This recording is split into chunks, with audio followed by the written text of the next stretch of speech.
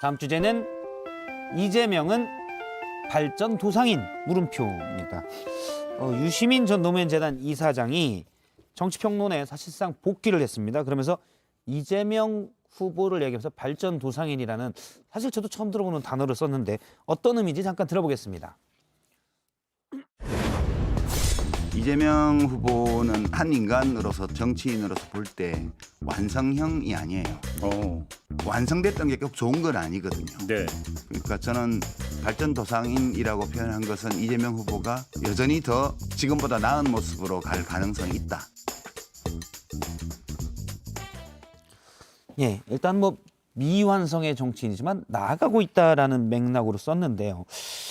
일단 유시민 작가님, 사실은 큰 인기를 얻었던 작가죠. 또 얻고 있고, 일단 정치평론에 돌아왔습니다.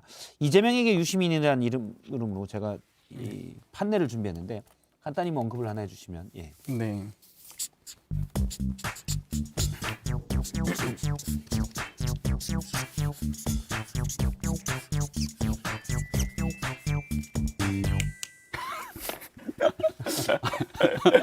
보시면 빵 터졌습니다. 빵. 예. 김병민 대변인이 이 빵 앞에 터진 거.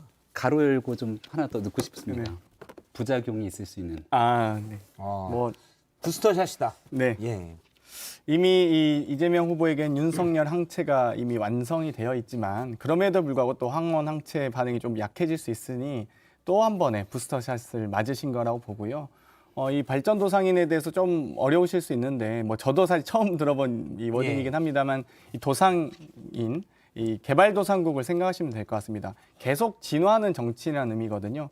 2분 동안 아무 말도 못하고 도리도리 하는 정치인과는 다르다라는 점, 본인의 소신과 철학으로 시장이든 골목이든 거리에서든 본인의 소신과 철학, 가치와 공약을 국민들께 선사할 수 있는 이런 정치인이라는 의미라고 생각해 주시면 좋겠습니다. 일단 뭐 제가 만약에 지금 장경태 의원님 자리라면 제 머릿속에서 나올 수 있는 건 뭐 잘해봐야 천군만마, 그런 고리타분한 고리타분한 언어일 텐데 부스터샷. 예. 안 역시. 맞으셨어요, 부스터샷? 저 이번 주 토요일에 부스터샷 네. 맞습니다. 저는 맞았습니다, 이미. 네. 네. 일단 김병민 네. 대변인님의 또 얘기를 들으면 또 다른 조국이다. 또 다른 조국이다. 예. 여기서 조국은 인명이죠. 예, 맞습니다. 예, 조국 전 명사가 장관과 유시민 작가는 뗄래야 뗄 수 없는 사이 아니겠습니까? 지난 조국 전 장관 사태가 터졌을 때 증거를 인멸하는 내용을 두고 증거 보존이라는 얘기를 해서 국민들을 깜짝 놀라게 했던 기억들이 상당합니다. 이재명 후보가 얼마 전에 조국 전 장관에 대한 일로 사과를 하면서 조국의 강을 건너는 것 아닌가 했는데 다시 유시민 이사장이 나와서 이런 말로 참 납득하기 어려운 일들을 쏟아내게 되면 과거에 있었던 조국 전 장관 사태가 메비우스의 띠처럼 연결되기 시작할 것이고 나와서 또 정치평론 등으로 이야기를 하게 되는 것이 과연 이재명 후보에게는 어떤 영향이 있을까라는 생각이 드는데요. 유시민 이사장의 발언의 특징은 딱 한 가지로 정리될 수 있다고 생각합니다. 뭐냐면 상당히 납득하기 어려운 일들도 지지자들에게 지지해야 될 이유들을 만들어주는 것 같거든요. 조국 전 장관 사태 때 꼭 그랬습니다.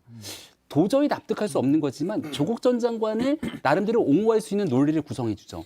근데 그 결과가 어떻게 되냐면 중도층의 마음들을 확 돌려놓게 되고 지지층은 결집하지 모르지만 나중에 훗날 지나고 나면 이 부스터샷이 아니라 굉장히 큰 부작용들이 나타나게 되는 효과들을 나타냈습니다. 이재명 후보 입장에서는 유시민 이사장의 출연이 과연 반가울지 아닐지에 대해서 저는 꽤 궁금해진다는 생각이 듭니다. 반갑지 않은 출연이면 저 같으면 김건희 씨다 이렇게 썼을 것 같아요. 네. 언제 출연하세요, 김건희 씨인데? 너무 궁금해서. 출연이 아니고요. 국민들 앞에 나타나서 활동할 수 있는 배우자의 역할이라고 보시면 좋겠습니다. 그러니까 배우자 포럼도 하신다고 하셨으니까. 배우자 포럼이 한다는 건 우리 당에서 하는 것이고요. 네. 그래서 제 아내가 원외위원장 배우자여서 제 아내가 활동하고 있습니다. 네. 그러셨군요. 네. 지역이 광진갑입니다. 네. 네. 서울시. 갑까지는 얘기할 필요 없는데. 그러니까요. 네. 예, 알겠습니다. 요즘 힘들어. 사전 선거도 걸리는 거 아니고? 지역을 자꾸 예. 물어봐. 제 아내가 힘들어합니다. 네. 예. 그러면 다시 한번 이제 유시민 작가라는 어떻게 보면 셀럽의 등장에 대해서 한번 두 분의 평가를 들었고요. 그리고 유시민 작가가 얘기한 이재명 후보는 발전 도상인인가? 여기에 대해서 먼저 김병민 대변인에게 평가를 좀 물어봐야 되겠네요. 발전도상인이면 그 내용을 잘 이해를 못 하겠는데 지금은 다소 미완성이 존재지만 발전할 가능성이 높은 사람이라고 얘기를 하고 예. 있는 것 아닙니까? 개선해 나간다는 네. 거죠. 근데 국민들이 바라보기에는 발전할 가능성이 높은 사람보다는 어느 정도 실적이 증명됐기 때문에 그 실적이 증명된 사람이 대한민국을 끌고 갈 수 있는 리더십을 가졌으면 좋겠다는 것 아닙니까? 이재명 후보가 뭐라고 얘기했냐면요. 본인이 지난날 걸어왔던 길들을 보고서는 그 내용들을 믿어달라는 얘기를 하게 됩니다. 이재명 후보가 성남시장부터 경기도지사로서 해왔던 업무 역량에 대한 실적들을 굉장히 강조해왔거든요. 근데 그러면 이재명 후보가 해왔던 게 다 미숙했던 일이고 앞으로 발전할 수 있는 일이라는 건지 저는 상당히 이 앞뒤가 잘 맞지 않는 얘기라고 생각하고 결국은 발전 도상인이라는 표현을 쓸 수밖에 없는 이유는 이재명 후보가 그동안 보여줬던 많은 흠결에 관한 부분들 지금 계속 사과하잖아요.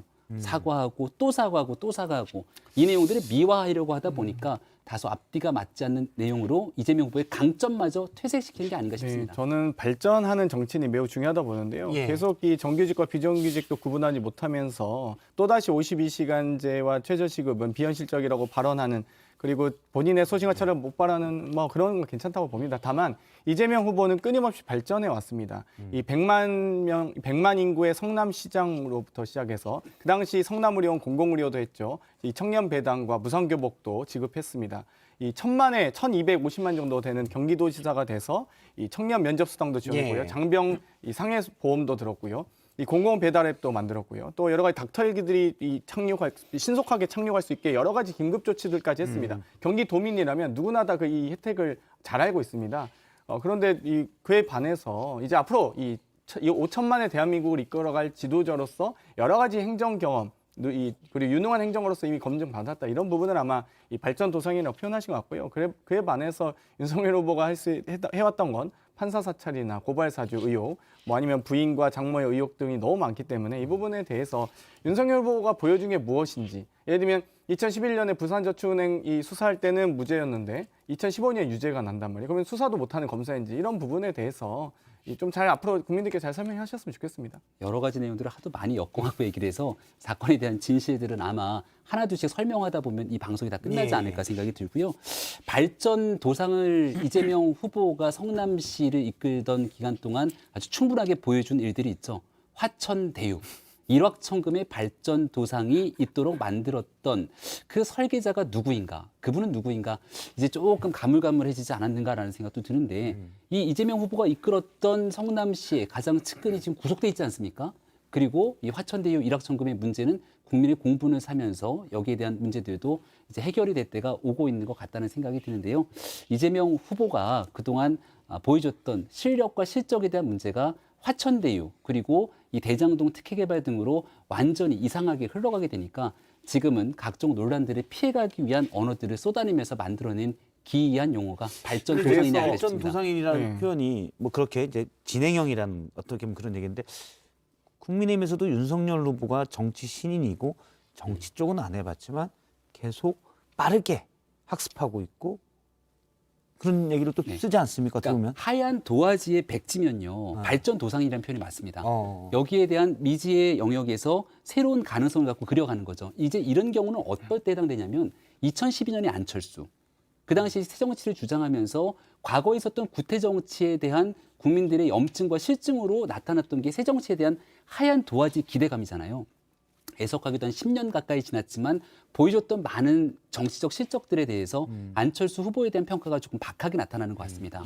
이재명 후보는 본인 스스로가 2010년부터 지방자치단체장으로서 굉장히 좋은 실적을 보여줬던 실력 있는 정치인의 프레임을 가져왔습니다. 그러니까 이재명은 합니다라고 하는 강력한 구호를 설정했는데 이 발전 도상이라고 하는 내용들을 지켜보게 되면 이재명 후보의 강점과는 아무 무관한 상황이 되는 거죠. 윤석열 후보는 정치에 뛰어든 경험이 없음에도 불구하고 그동안 있었던 정치권의 염증, 실망 이런 것들을 딛고 뛰어넘기 위한 국민적 열망들이 윤석열 후보에게 모여 있다고 생각하고요. 진짜 윤석열 후보야말로 조금씩 더 변해가는 모습들을 가져가고 있다고 생각합니다. 그러니까 윤석열 후보가 정말 백지라는 건 저도 공감합니다. 노동 이슈에 대한 부분이나 민생 현안에 대한 부분, 뭐 정규직 비정규직 뭐 청약 통장도 모르시니까 뭐 일단은 부정식품을 먹어도 된다는 등 뭐 안중근 의사 윤봉길 의사 구모 못하신 것까지도 괜찮습니다. 백지니까 저 인정하고요. 입당한 지 3개월밖에 안 된 수습 후보가 없어져야 될 당이라고 했는데 그 없어져야 할 당의 대통령 후보가 되신 것도 인정하겠습니다. 어찌되었건 좀 발전하는 모습들. 저는 오히려 이 이 노동 이슈나 민생 현안 모르셨어도 돼요. 오케이. 그러면 그 이후에 제발 52시간제나 최저시급이 비현실적이다 이런 표현들 안 하셨으면 좋겠어요. 좀 더 발전해서 변했으면 좋겠습니다. 표현을 이렇게 적절한 것 같진 않아요. 제가 봤을 때는 우리 장경태 의원님이 반응을 모르실 수도 예, 있죠. 뭐 평론도 좀 인정합니다. 발전 도상이 필요한 것 같습니다. 항상 똑같은 얘기를 하거든요. 같은 레파토리를 가지고 언급을 하시는데 있지도 않은 사실관계를 갖고 틀어서 왜곡하기보다는 분명한 사실관계를 바탕으로 얘기를 했으면 좋겠습니다. 그래서 저는 그런 부분까지 다 포함해서 이런 겁니다. 그러니까 이 화천대유 말씀하셨으니까 화천대유의 실소유주라고 지금 밝혀지고 있는 김만배 씨의 누이가 왜 우리 윤석열 후보의 부친의 집을 샀는지를 포함해서 특검하자는 겁니다. 다 특검하면 좋잖아요. 일단 특검을 예. 왜 안 하고 있습니까? 근데 저희 하자고 이제 요구하고 있잖아요. 다 포함해서 지난날 이재명 후보가 특검에 대해서 언급해왔던 내용들을 하나씩 시계열적으로 한번 좀 집에 가서 살펴보시면 좋겠습니다. 왜 지금 이 시간에 특검이 잘 진행되지 않고 있는지. 예. 일단 뭐 사실 반복된 얘기여서 그 부분은 네. 저희가 오늘 유시민 작가가 또 이 얘기도 했습니다. 이재명 후보는 과제 중심형이다. 그래서 그러다 보니 이제 합리적 문제 해결에 좀 더 집중할 수 있다라고 얘기를 했는데요. 유시민 작가 얘기를 잠깐 들어보겠습니다.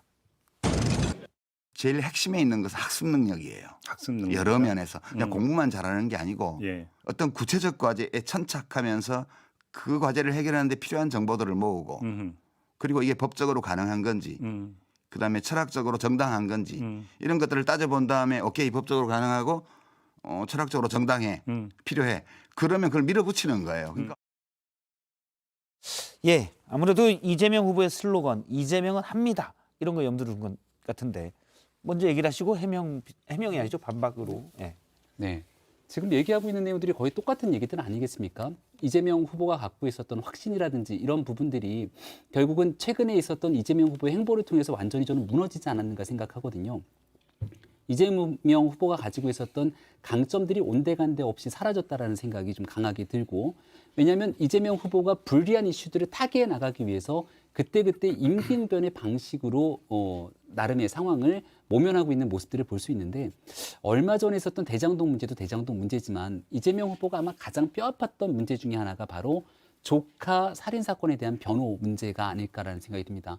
이게 이 내용 하나로 끝나는 것이 아니라 과거에 있었던 형수 욕설까지 이어지게 되면서 각종 인성을 둘러싼 문제들까지 이어지고 있는데 본인에게 불리한 이슈가 제기될 때 이걸 피해 나가기 위해서 계속 이슈를 바꿔나가거든요. 그러니까 이재명 후보가 그동안 끊임없이 가져왔던 강점에 대한 모습들이 이런 이슈 돌파에 대한 내용으로 묻히면서 지금은 이재명 후보가 결국 끌고 가려고 하는 나라가 무엇인지 헷갈리는 상황이 이르렀다고 생각합니다. 저는 정치인의 반성과 성찰 그리고 사과는 매우 중요하다고 봅니다. 어렵지만 이재명 후보께서 당원으로서 정치인으로서 또 변호사로서 인간적인 사과까지 하고 계세요. 걔한테 사과를 주는 그런 모습들은 안 보이고 계시죠. 오히려 전 윤석열 후보가 노쇼 정치 안 하셨으면 좋겠습니다. 그러니까 저희 지금 딱 보면 김종인 유니폼과 이준석 축구화를 신고 벤치에 앉아 계세요. 언제 그라운드로 나오실지, 언제 방송 출연과 인터뷰를 하실지, 언제 토론회에는 참석하실지 이번에도 여러 가지 이 게임 채널 등과 출연하시기로 하셨다가 또 게임 유저들과 약속도 좀 지키지 않은 것으로 보이는데요.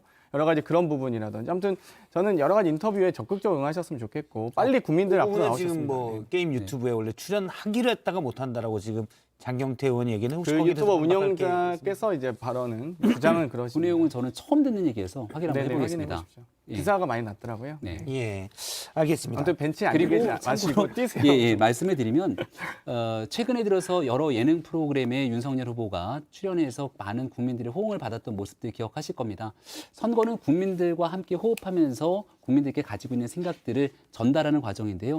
어떤 매체를 통해서 어떤 방식으로 전달하는 것이 가장 효과적인지를 선택하는 것이 후보가 국민들께 다가설 수 있는 전략의 한 부분이라는 말씀을 먼저 드리고 윤석열 후보가 얼마 전에 했던 얘기 중에 그런 말이 있습니다. 정치는 사람이 아니라 사람들이 하는 것이다. 예. 윤석열 후보 혼자서 만기 7남 제왕적 대통령으로 다 끌고 가는 정치가 아니라 젊은 세대를 대표하는 이준석 대표 또 경험과 경륜, 지혜를 가지고 있는 김종인 위원장과 함께 손을 잡고 정치를 해나가는 모습들에 대해서 민주당이 꽤나 불편한 모습인 것 같은데요.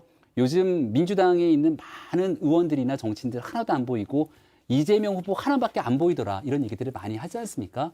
따라서 이재명 후보는 사람들과 하는 정치를 하려고 하는 것인지 아니면 혼자 오롯이 하는 정치를 하려고 하는 것인지 아니면 과거 측근들과 함께 했던 그런 이 화천대유 대장동에 관련된 정치를 하려고 하는 것인지 그 내용에 대해서 한번 묻고 싶습니다. 정말 저도 공감합니다. 사람들과 함께해야 됩니다. 그러니까 저도 이 윤석열 캠프를 지지했던 팀 공정의 목소리 청년들과 함께 활동하고 있고요. 오늘도 이 혁신위원회 출범식을 예. 통해서 이재명 후보와 함께 혁신, 정당 혁신과 정치 개혁을 위한 목소리 한 목소리 내고 있습니다.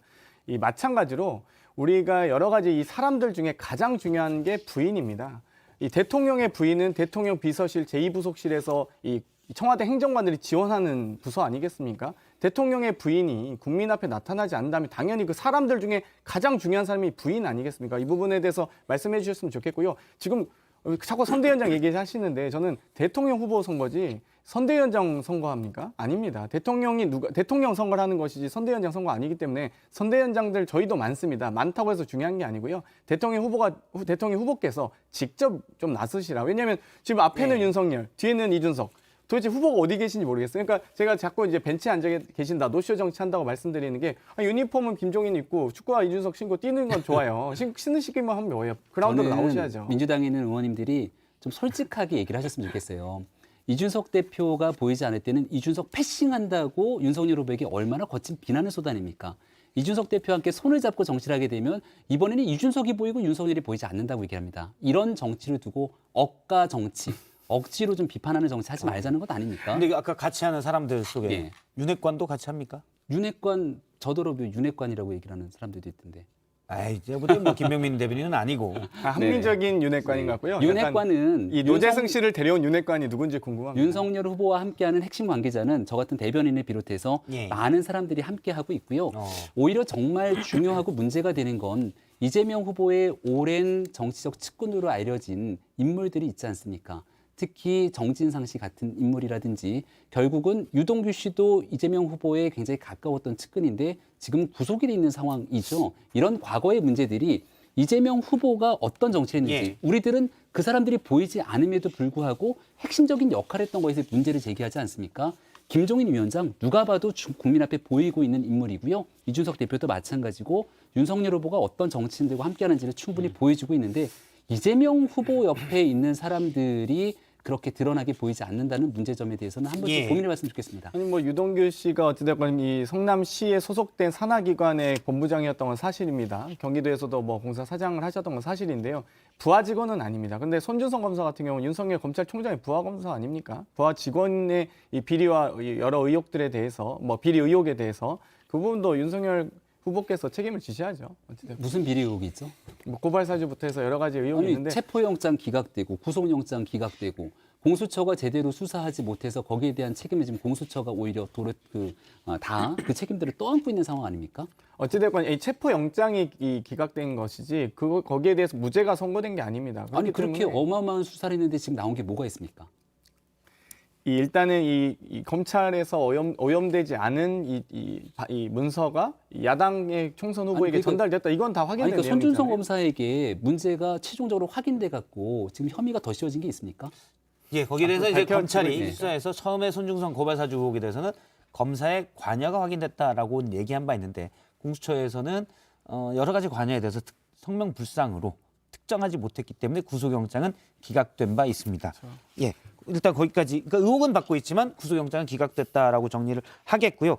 이건 아까 김병민 대변인이 물어본 건데 왜 이재명 후보는 이재명 후보만 나냐라는 얘기가 있었고 또 실제 내부에서도 그런 게 있나 봐요. 그래서 얼마 전이죠.